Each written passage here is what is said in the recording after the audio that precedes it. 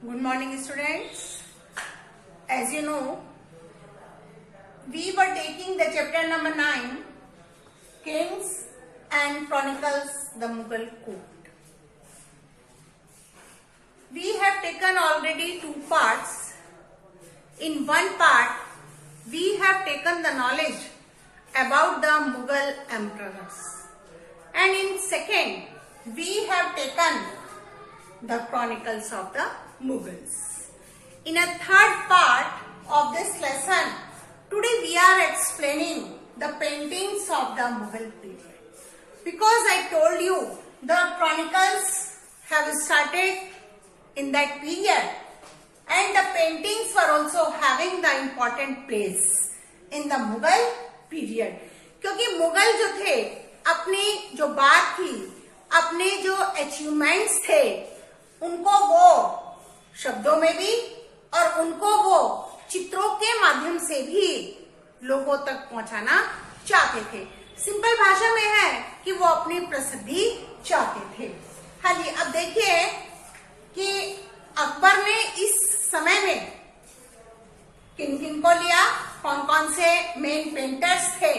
लिपि में मैंने आपको कल एक नाम बताया था जिसे उन्होंने गोल्डन पेन की उपाधि भी दी थी। Now today we are taking the paintings of the Mughal period. Abul Fazl described painting as a magical art. Abul फजल जो अकबर के समय में एक बहुत बढ़िया पेंटर थे, उन्होंने पेंटिंग को कहा कि ये एक जादुई कला है। यानी कि अबुल फजल की पेंटिंग ऐसे चित्रित करते थे अबुल फजल कि जो वो चित्र बनाते थे उनसे लगता था कि ये सीधा साधा जागता उदाहरण है।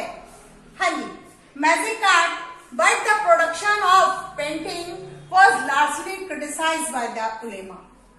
Abul Fazal no doubt painting बहुत अच्छी थी, अकबर राजा को बहुत पसंद थी, लेकिन क्या किया, उलेमानों ने इसकी बहुत ज्यादा क्रिटिसाइज किया, इसे बुरा बताया और उन्होंने कहा ये बिल्कुल भी अच्छा काम नहीं है। तो आप याद रखेंगे name of the ruler Akbar and the name of the painter क्या नाम है, अबुल फजल। ये 1 मार्क क्वेश्चन में आता है। Who was the Abul Fazl, why he was famous in Indian history. Hadith described life event of the Prophet Muhammad. इन्होंने क्या किया, मोहम्मद के जीवन को डिस्क्राइब किया, उनके जीवन में जो इवेंट थे उनका उन्होंने उल्लेख किया, which restricted the description of the living being as they regarded as its function of God. लेकिन बाद में जैसे अबुल फजल के कामों पर रेस्ट्रिक्शन लगा दी, इनके कामों पर भी रेस्ट्रिक्शन लगा दी गई। Third, the Safavid kings and the Mughal emperor patronized the finest artists. हम कह सकते हैं कि मुगल सम्राट जो थे, मुगल राजा जो थे, वो कलाकार के बहुत दीवाने थे।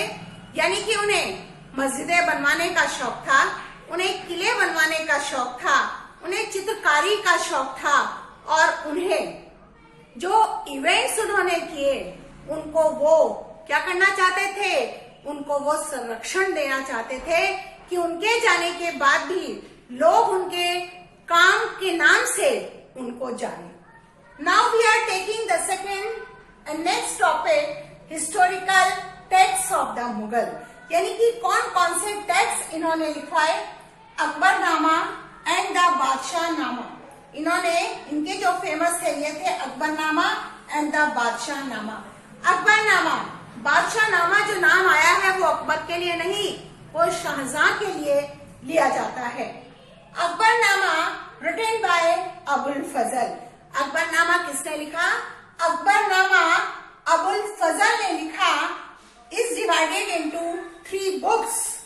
और ये कितने, अबुल फजल ने अकबरनामा कितने पार्ट्स में लिखा, 3 पार्ट में लिखा।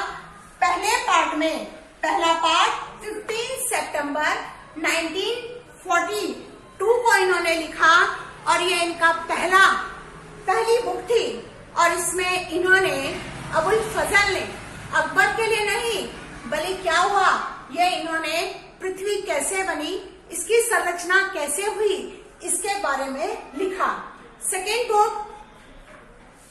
बुक में इन्होंने लिखा है कि क्या लिखा इन्होंने, अबुल फजल ने साम्राज्य की पॉलिसीज, सेकेंड बुक में लिखा कि अकबर की पॉलिसीज क्या थी, यानी कि अकबर कैसे काम करता था। And in the third book is आईने अकबरी, अकबर की जो तीसरी बुक थी, जो अबुल फजल के द्वारा लिखी गई थी, ये बहुत फेमस थी। इसमें आईने अकबरी यानी कि अकबर को एक तरह से शीशे में उतार दिया गया।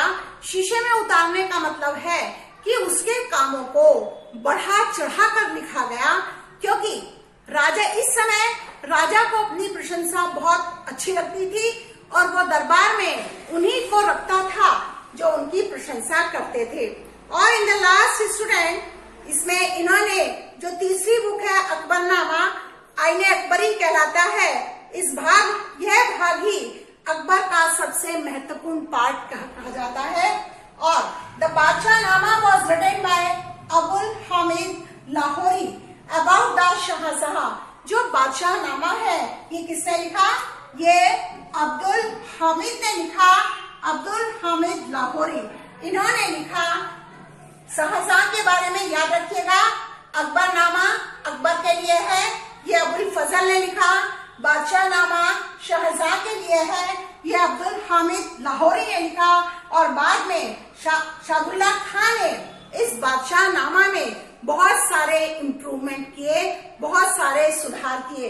तो बच्चों याद रखिए, आज की इसमें हमने आपको बताया the paintings of the Mughal period.